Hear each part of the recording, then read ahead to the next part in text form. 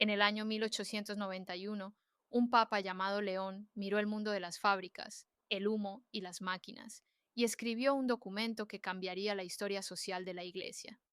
Se llamó Rerum Novarum. Hablaba de los obreros, de su dignidad, de sus derechos, en plena revolución industrial.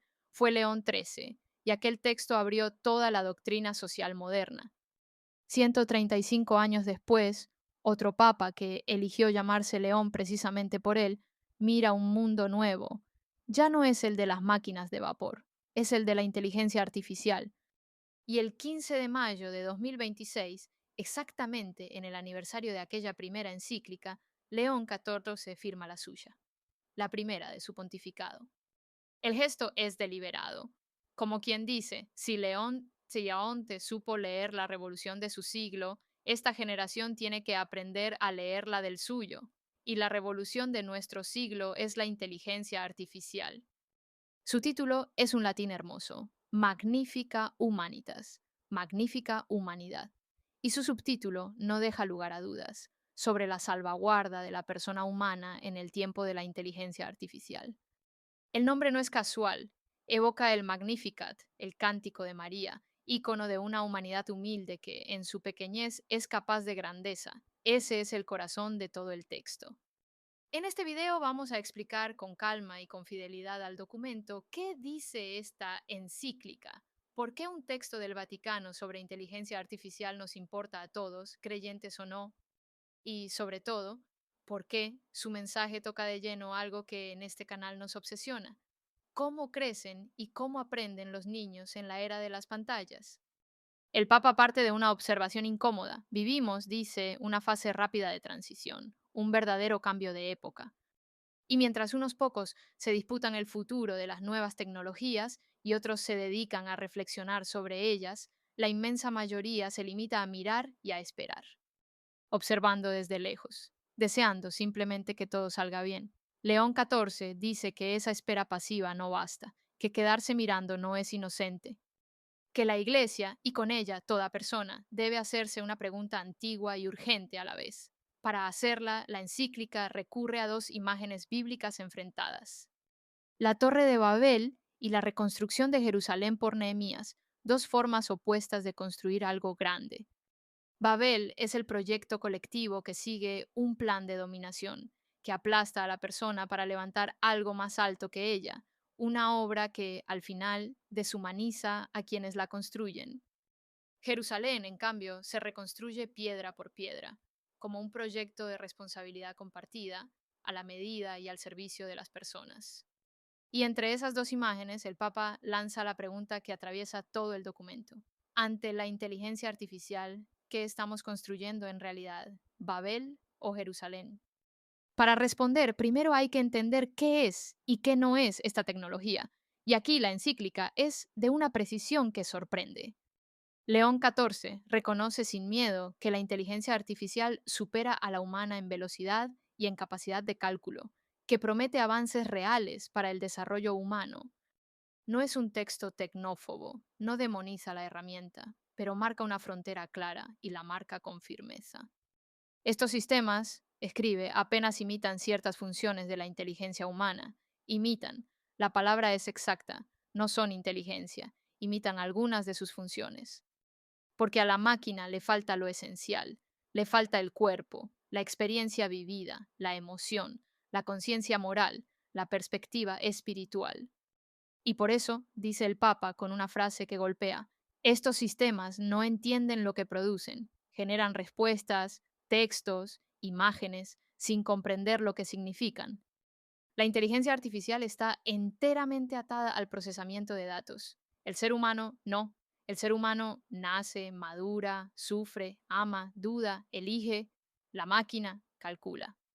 De ahí la advertencia más firme de toda la encíclica, la que se dirige contra el transhumanismo, contra el viejo sueño de fundir al hombre con la máquina para superarlo. León XIV rechaza esa fantasía de trascender los límites humanos por vía tecnológica y advierte de un peligro muy concreto: crear seres humanos de segunda clase, subordinados a una élite. Porque para el Papa, y aquí está el giro más bello del texto, la dignidad humana no nace de superar nuestros límites, nace precisamente de habitarlos. La dignidad brota de la relación, de la finitud, de la vulnerabilidad, de que somos seres que nacen, que dependen unos de otros y que un día mueren. Y para demostrarlo, la encíclica hace algo poco habitual en un documento pontificio. Baja de la teoría y nombra ejemplos concretos de grandeza humana. Martin Luther King, Nelson Mandela, la Madre Teresa de Calcuta, Marie Curie, el obispo Oscar Romero. Personas que alcanzaron lo más alto no a pesar de sus límites, sino a través de ellos, desde la cárcel, desde la enfermedad, desde el miedo, desde la pobreza. Cita la Novena Sinfonía de Beethoven, escrita ya sordo, el Guernica de Picasso, la lista de Schindler de Spielberg, obras que ninguna máquina podría haber sentido antes de crear. Ese es el argumento central del documento. Lo que la inteligencia artificial nunca tendrá es lo que nos hace irreemplazables, la capacidad de dar sentido, de crear significado desde una vida realmente vivida. Sobre esa base, la encíclica pasa a lo práctico, a lo que llama salvaguardar la humanidad, y lo organiza con claridad en tres frentes: la verdad, el trabajo y la libertad. El primer frente es la verdad. En un mundo de deepfakes, de contenidos manipulados, de mentiras que viajan más rápido que los hechos, León XIV pide algo que llama una ecología de la comunicación y propone una alianza educativa, porque escribe, solo la búsqueda compartida de la verdad, entendida como bien común, ofrece un cimiento firme para una comunicación justa. Traducido a nuestra vida diaria, significa una cosa muy concreta: enseñar a leer críticamente lo que la pantalla nos muestra. La alfabetización mediática deja de ser un lujo, se vuelve defensa propia. El segundo frente es el trabajo. Fiel a Rerum Novarum, el Papa reafirma que el trabajo es una esfera decisiva de la dignidad humana, que en él la persona encuentra propósito y realización. Y por eso se opone a una automatización que reduzca al ser humano a una métrica de eficiencia, que trate al trabajador como un costo a optimizar y no como un fin en sí mismo. Pide proteger el empleo, renovar los derechos laborales, garantizar un trabajo digno frente al reemplazo algorítmico, no para frenar la tecnología, sino para que la tecnología sirva a la gente. El tercer frente es la libertad, y aquí la encíclica describe algo que millones vivimos todos los días sin ponerle nombre: las dependencias digitales. La recolección masiva de datos, las influencias invisibles sobre nuestra conducta. Sistemas diseñados no para servirnos, sino para capturar nuestra atención y moldear poco a poco lo que hacemos.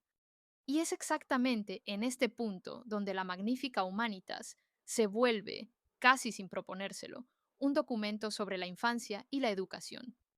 Porque, ¿quién está más expuesto a esas influencias invisibles? ¿Quién todavía no tiene defensas para reconocerlas y resistirlas? Precisamente el niño. La encíclica insiste en que los jóvenes necesitan acompañamiento, no prohibición ciega que solo aplaza el problema, no abandono que lo entrega, acompañamiento. Acompañamiento para navegar un mundo que ha sido diseñado con enormes recursos para engancharlos, un mundo que compite por su atención desde que abren los ojos, y sitúa a la educación, junto a la familia y a la comunidad, como el lugar donde se forma el uso crítico y responsable de la tecnología, no en abstracto, en la vida cotidiana. Es, casi palabra por palabra, la misma tesis que sostiene este canal, que la herramienta no es el problema es la herramienta sin criterio y sin un adulto presente que acompañe.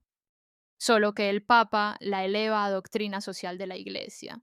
Educar en la era de la inteligencia artificial no es una opción técnica ni una moda, es una cuestión de dignidad humana. Para gobernar todo esto, la encíclica recupera tres principios clásicos de la doctrina social: el bien común, la solidaridad y la subsidiariedad. El bien común, que la tecnología sirva a todos y no al beneficio de unos pocos. La solidaridad, que nos hagamos de verdad responsables unos de otros.